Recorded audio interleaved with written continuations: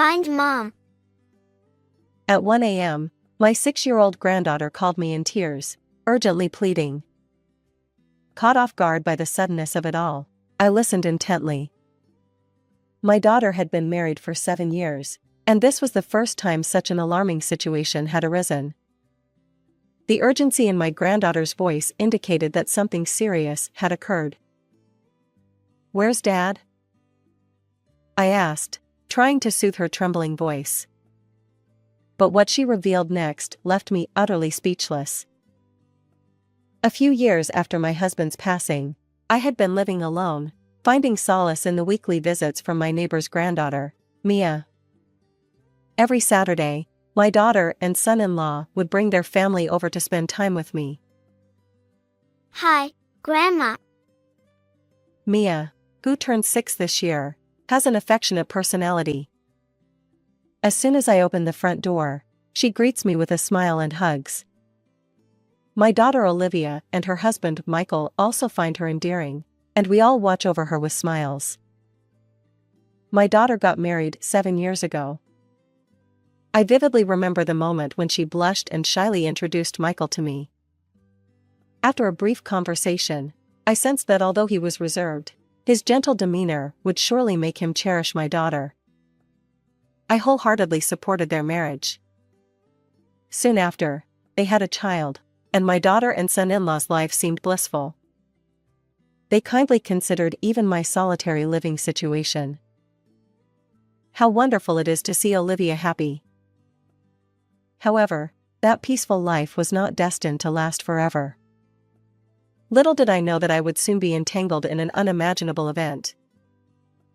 The first sign of trouble came on a Saturday. When my daughter and granddaughter visited as usual, their expressions were unusually somber. Michael couldn't make it again today due to work. She furrowed her brows, her smile strained. It was true, my daughter and granddaughter had been visiting more frequently, but I hadn't seen Michael in a long time. Does she feel lonely without her husband? I entertained such casual thoughts until that fateful moment after lunch. Olivia stood in the kitchen, sleeves rolled up, helping me wash dishes. And then, I saw it, the shocking sight that made my eyes widen. "What happened there?" I blurted out, catching Olivia off guard. She quickly concealed her arm. The fresh burn marks on the inside of her arm were unmistakable. It's just a cooking mishap. "But how could you get injured while cooking?" Really, it's nothing. Please don't make a fuss. "But I can't ignore such a severe burn." Despite my persistence, Olivia stubbornly insisted it was nothing and eventually fled the living room. Her behavior was far from ordinary, leaving me deeply unsettled. I approached my granddaughter, who had been playing there. "Hey, has something happened to Mom lately?" Mia hesitated, her gaze wandering, and then she looked down and spoke softly. Mom and Dad have been arguing a lot lately. Though still young, her words were enough to convey the gravity of the situation. It seemed that my daughter's husband was somehow involved in their somber demeanor. Later, when Olivia returned, I tried once more. "Has something happened with Michael?" It's really nothing. Please don't worry.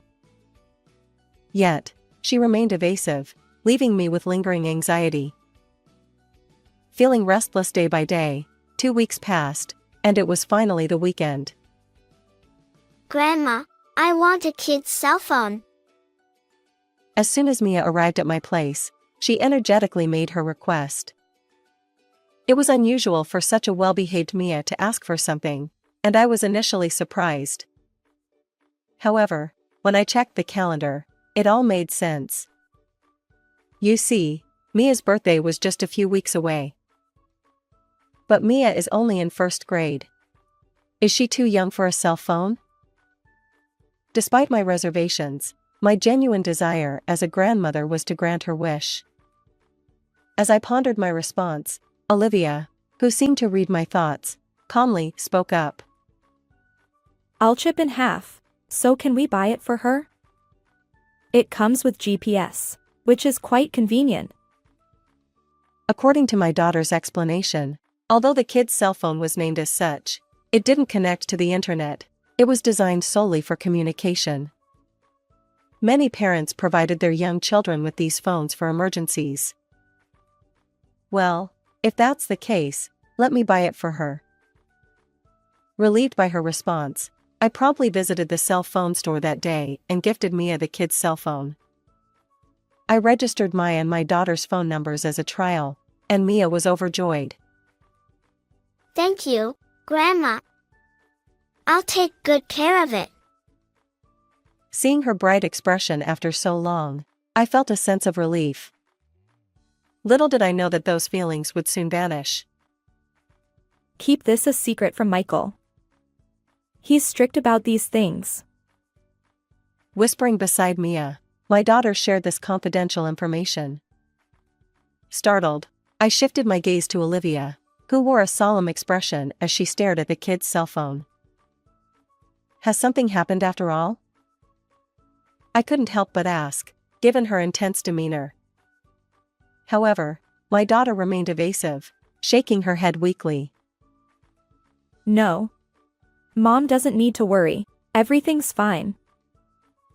Her resolute refusal to say more left me speechless. What on earth is happening in Olivia's family? And then, on a day when anxiety and mystery had been building up, a decisive event finally occurred. It was 5 days after I'd bought Mia the kid's cell phone, late at night. The ringing of the phone on my bedside table jolted me awake. Rubbing my tired eyes, I checked the time. It was 1 a.m. Who could be calling at such an unreasonable hour? Still groggy, I pressed the answer button. Grandma, find Mom. Suddenly, a tense voice pierced my ears, jolting me awake. I checked the caller ID. It was Mia. Her personality and urgent tone left no doubt that this wasn't a prank call. Where's Dad? Mia, what happened over there? Considering the past few months of Olivia's somber expressions, I wondered if this might be an emergency. Mia, still sobbing on the other end of the line, uttered shocking words. Dad hit Mom and took her somewhere. Wait, what? As Mia's cries echoed, darkness enveloped my surroundings. Clearly, there was a serious issue between Michael and Olivia.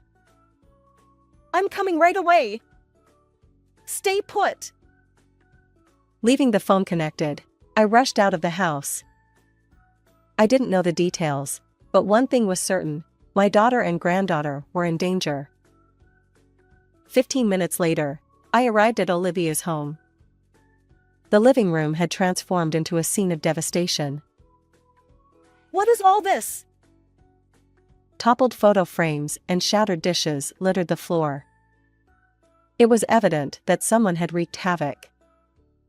Stunned, I turned to Mia, who tearfully handed me the kid's cell phone. Mom said something to Dad, and they got into a fight. As the video played on the screen, I was once again rendered speechless. There was Michael, grabbing Olivia, shouting, "You probably look down on me too, don't you?" It seemed that Mia, who had been asleep, woke up to their argument and secretly recorded the entire incident.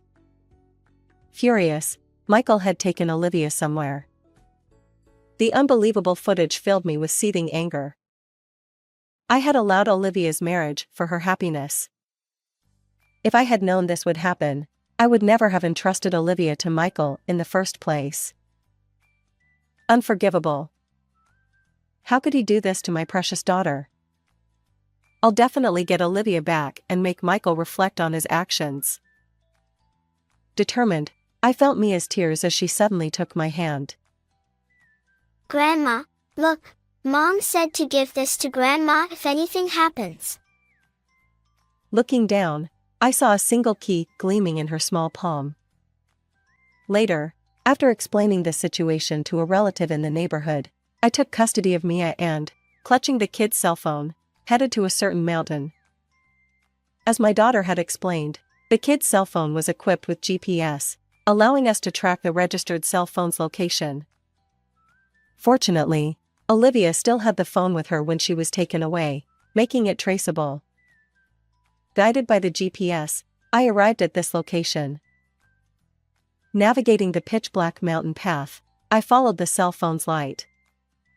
Faint voices, as if from an argument, reached my ears. "Olivia. Please be safe." I hurried toward the source of the voices, my heart filled with prayers. As I emerged into a clearing among the trees, I couldn't contain my excitement when I saw two figures. Olivia! Mom! My daughter turned, her long hair firmly grasped by Michael. It was evident that he had forcibly brought her here. Wait! Why are you here? Clearly, he hadn't expected my arrival. Taking advantage of his surprise, Olivia pushed him with all her might. His grip loosened, and she sprinted straight toward me. But as I embraced her, my shock grew. Olivia's right cheek was swollen and red. Evidently, Michael had harmed her. My anger surged, and I stepped forward, glaring at him. How dare you treat a woman so horribly? Olivia's always mouthy. She's the problem. It's despicable to take your frustration out on her just because you lost your job. What? Why are you saying that? Facing a dumbfounded Michael, I recalled everything that had led me here. The key Mia had handed me earlier was from Olivia's desk drawer. When I opened it, I found a multitude of documents, with a handwritten letter placed on top. I'm sorry for keeping silent. Everything is documented here. The letter began with unbelievable revelations. According to Olivia, Michael's behavior had changed about 5 months ago.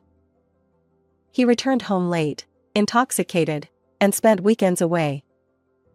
His demeanor had shifted, and he became increasingly aggressive. Initially, Olivia attributed it to work stress and tried to talk to him, but Michael's anger escalated, and he began physically hurting her. The burn on her arm was also inflicted by him. As I read Olivia's letter aloud, I fixed my gaze on Michael, who wore a bitter expression. "You were fired from the company 6 months ago, right?" Yeah, well, I quit because there was no future there.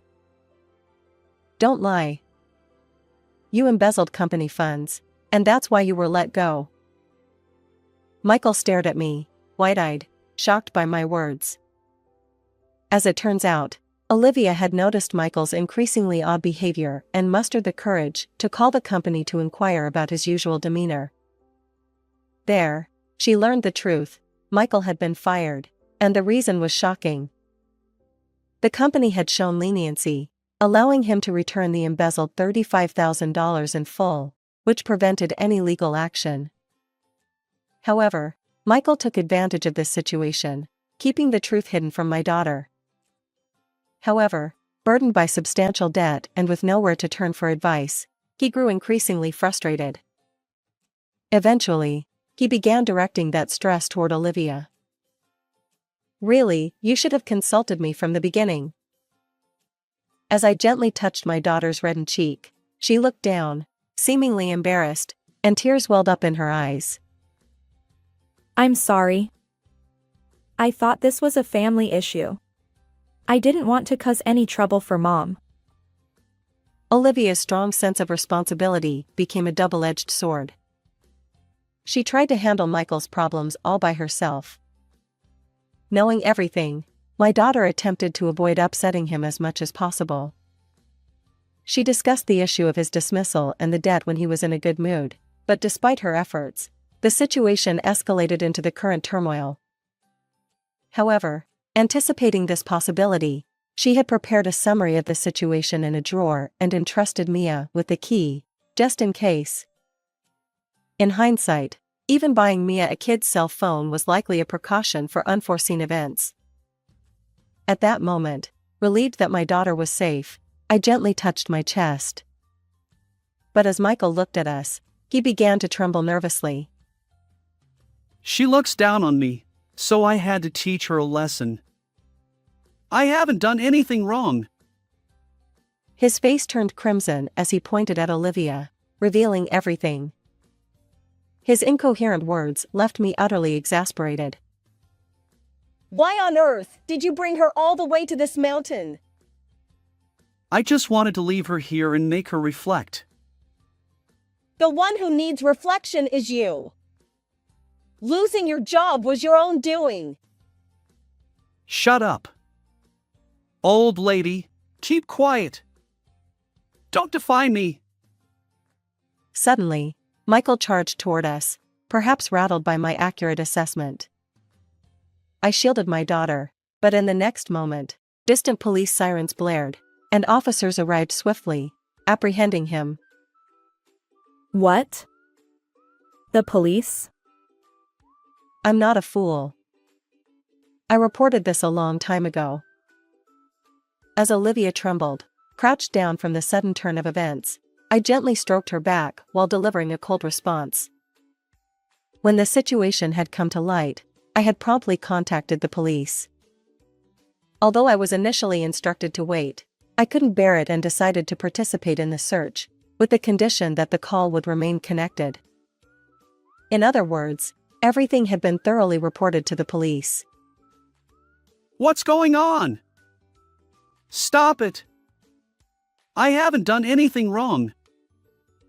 Seeing Michael struggle futilely, I looked down at him and spat out my words. Give up. You'll have plenty of time to reflect in prison. He seemed to realize that resisting was pointless. His shoulders twitched momentarily under my stern gaze, and he slumped, drained of all strength. Subsequently, Michael was taken away by the police, arrested for assaulting my daughter. The video evidence of the violence ensured that he wouldn't be leaving prison anytime soon. Olivia divorced him and demanded $20,000 in compensation. Even if he were released, the accumulated debts, including the embezzled funds, would create a financial nightmare for him. On the other hand, I now live with Olivia and Mia. We're 3 women, and we plan to enjoy our time together. How did you find this story? Don't forget to subscribe to the channel. Until next time in the next video.